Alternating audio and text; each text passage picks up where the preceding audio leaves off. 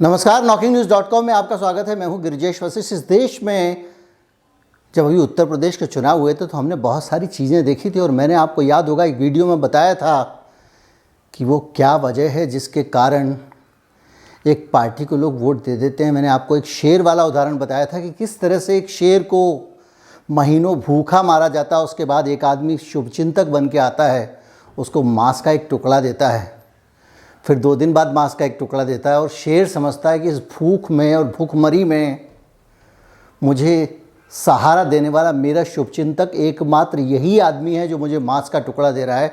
और वो कतई नहीं जानता कि उसे इस हाल में पहुंचाने वाला आदमी भी यही है। जब वो जंगल में राज करता था तब ये वहाँ से कैद करके ले आया था और आज ये भला बन रहा है, लेकिन उसके बावजूद वो शेर उसके निशाने पर नाचने लगता है। मैंने आपको बताया था और आप जानते भी हैं, सब लोग कह रहे हैं कि हमने हितग्राही योजना, लाभार्थी योजना जो दी थी उसके कारण चुनाव जीता, लेकिन आदमी लाभार्थी योजना को पाकर भी धन्य हो रहा है। देश में इस व्यवस्था के बारे में भी सोचिए। आज मैं देश में खाद्यान्न की स्थिति पे बताऊंगा, आपको खाने पीने की दिक्कत पर बताऊंगा। इस देश में लोगों के पास खाना नहीं है, ये बताऊंगा। कहीं मत जाइए, चैनल को सब्सक्राइब कर लीजिए। मैं लौट के आता हूं, फिर बातचीत आगे बढ़ाते हैं।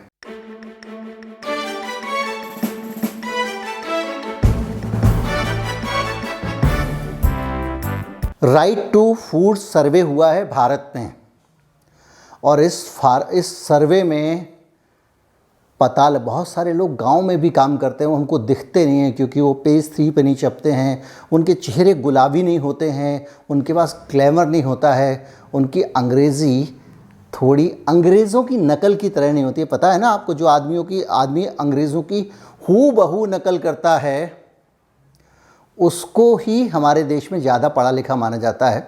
एक उदाहरण देता हूँ, अंग्रेज़ लोग रा बोल नहीं पाते, उनको थोड़ी मुश्किल होती है, शुरू में बोलना हो तो बात अलग है, तो वो लोग तुतलाते हैं एक तरह से। और भारत में सही प्रोनाउंसिएशन के नाम पे अंग्रेज़ों की नकल करनी है, इसलिए हम सारे के सारे वोवल के बाद आर साइलेंट कर देते हैं। ये स्थिति है। खैर, जो अंग्रेज़ों की तरह तुतला के अंग्रेज़ी बोलने का जो फैशन है वो इन लोगों में नहीं होता। तो ये जो संस्था है इसने एक राइट टू फूड कैंपेन किया है और उसने जो लोगों से बात की है हिंदुस्तान के, वो रिमोट इलाके में तो लोग जा ही नहीं पाते हैं, जहाँ तक बसें जाती हैं, जहाँ तक कार जा सकती है, वहाँ पर जो सर्वे हुआ है और वो सर्वे ये कह रहा है कि इस मुल्क में 60% लोगों के पास खाने के लिए 2 वक्त का भोजन नहीं है। सेंटर फॉर इक्विटी स्टडीज़ के सहयोग से राइट टू फूड कैंपेन ने दिसंबर 2021 में और जनवरी 2022 इन दोनों के बीच में एक सर्वे किया।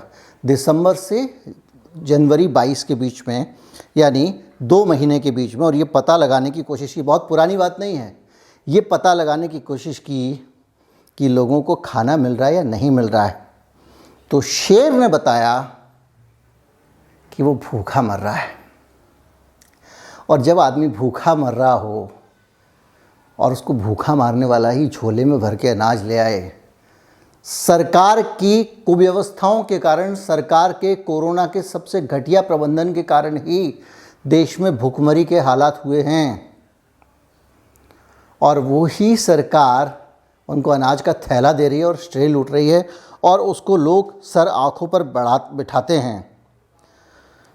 34% लोगों ने सर्वे में बताया, 6,697 लोगों में से 34% लोगों ने बताया कि उनके घर में अनाज की खपत पर्याप्त रही इस दौरान।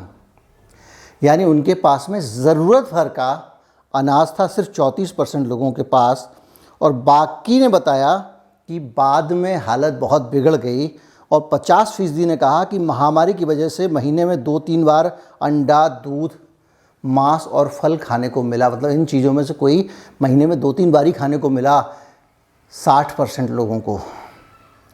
और ये जब लिखते हैं ना महामारी के कारण, महामारी ने नहीं कहा था कि आप दुकान बंद कर दो, महामारी ने नहीं कहा था लॉकडाउन लगा दो। ये महामारी के प्रबंधन का नतीजा था। ये महामारी के प्रबंधन के कारण पैदा हुई स्थितियाँ थीं, महामारी के कारण नहीं हुई थी। महामारी को तोहमत देने के बजाय ये कहना चाहिए कि महामारी के बाद के प्रबंधन से पैदा हुई स्थितियाँ आप जो कर रहा है इंसान को एक साइड कर देते हैं और कुदरत के ऊपर डाल देते हैं कि उसके कारण हुआ है। ये जो सर्वे हुआ है इसमें 31% लोग अनुसूचित जनजाति के थे, 25% लोग अनुसूचित जाति के थे, 19% सामान्य जाति के थे, 15% अन्य पिछड़ा वर्ग के थे और 6% विशेष रूप से कमज़ोर जनजातीय समूह के लोग थे। सर्वे में 71% महिलाओं से पूछताछ की गई, क्योंकि अन्न की स्थिति महिला ही सही बता सकती है। और ये वो लोग हैं जिनसे ये जाना है संस्थान है कि भैया खाने को मिल रहा है। कम से कम लोगों से ये पूछने तो कोई गया और पूछ के आके उसने हमको, आपको, सरकार को बताया और हम आपको बता रहे हैं कि लोगों ने क्या कहा, खाना खाने को उनको मिल रहा है या नहीं मिल रहा है। ये तब की बात है जब चुनाव चल रहे थे और 1 महीने में 2-3 बार से ज़्यादा पौष्टिक भोजन नहीं मिल पाता है। ये बात उन माताओं ने, बहनों ने, उन बेटियों ने बताई और केवल 27% लोगों ने कहा कि उनको महीने में एक बार पौष्टिक भोजन मिल जाता है। देखिए, अब इसी सर्वे में वो बात भी सामने आ रही जिसकी मैं बात कर रहा था कि जो शेर को मांस एक आदमी देख के जा रहा था और उसका फेवरेट था। सर्वे कह रहा है कि सरकारी योजनाओं में महामारी के दौरान उनको सहारा मिला। 90% से अधिक जिनके पास राशन कार्ड थे उन्होंने कहा कि देश की सार्वजनिक वितरण प्रणाली के तहत उनको खाद्यान्न मिल गया, प्राप्त हो गया। लेकिन ये बात हो रही है जिनके पास राशन कार्ड थे। राशन कार्ड किसको मिलता है? बिलो पॉवर्टी लाइन, जो लोग गरीबी की रेखा के नीचे हैं। गरीबी की रेखा के ऊपर मैं पूरा वीडियो बना चुका हूँ कि उसका क्राइटेरिया क्या है। सिर्फ उन्होंने कहा कि हाँ, हमको राशन की दुकान से राशन मिल जाता है, 90% लोगों ने कहा। इसके अलावा प्रधानमंत्री गरीब कल्याण योजना का भी इन लोगों ने कहा कि उनको राशन मिला है। 5 किलो चावल और गेहूं उनको मुफ्त दिया गया है। और इसी के साथ इस योजना में शामिल होने वाले गरीब बता रहे हैं कि जो मिड डे मील योजना थी ना, मध्याह्न भोजन योजना, उस योजना का खाना बंद हो गया था। बच्चों को खिलाने के लिए कुछ था नहीं, क्योंकि बच्चे स्कूल में जाके मिड डे मील में खा लेते थे। अब मिड डे मील बंद हो गई थी, जिसके कारण 50% की कमी मिड डे मील में देखी गई। और वो भी तब जब स्कूल खुले रहे होंगे, जब स्कूल बंद रहे होंगे, या जो बच्चों को भोजन मिलता अलग योजनाओं में मिड डे मील, वो गायब था। तो आपको जो खिचड़ी महीने में बांटते थे, उसको बैग में आपने चावल पकड़ा दिया, घर में पका लो। और सर्वे रिपोर्ट के मुताबिक 66% लोगों ने कहा कि महामारी के पहले की तुलना में उनकी आय काफ़ी कम हो गई है, उनकी इनकम काफ़ी कम हो गई है। गरीब आदमी का हाल बता रहा हूँ। 31% ने कहा कि उनकी वर्तमान आय 31%। महामारी से पहले जितना कमाते थे उसका आधा भी नहीं कमा रहे हैं। और वो 70% ने कहा कि उनकी आय, परिवार की आय 7,000 रुपये से कम हो गई है। 50,000 रुपये से अधिक का कर्ज 45% परिवारों पे था इस सर्वे में। यानी वो लोग कर्ज में दबे हुए हैं और 50,000 रुपये से ऊपर का कर्ज उनके पास है, जो इस महामारी में हो गया है। वो चावल और गेहूं के दाने से नहीं उतरने वाला है। घटती मासिक आय के साथ साथ स्वास्थ्य व्यय का एक अतिरिक्त बोझ भी बताया गया। इस बीमारी में, इस दौरान बीमारी के इलाज का वो खर्चा बढ़ गया, वो अलग से था। और उसमें 23% जो परिवार थे इस सर्वे के, 23% उन्होंने कहा कि उन्होंने बड़ी राशि स्वास्थ्य पर खर्च की। यानी इन गरीबों का पैसा भी ना बिग फार्मा के पास गया। 31% लोगों का। 13% लोगों ने 50,000 से अधिक खर्चा किया इलाज कराने पर। और 32% बताया कि उन्होंने अपनी मजदूरी इस बीच में खो दी, उनको मजदूरी मिली ही नहीं। ये है आपके और मेरे देश की हकीकत। हम लोग लड़ रहे हैं, संघर्ष कर रहे हैं, सवाल उठा रहे हैं। और आप सोचिए कि एक शेर, जंगल का राजा, देश के मालिक हैं ये लोग, इसको डिप्राइव किया जाता है, पहले उसको इस हाल में पहुंचा दिया जाता है।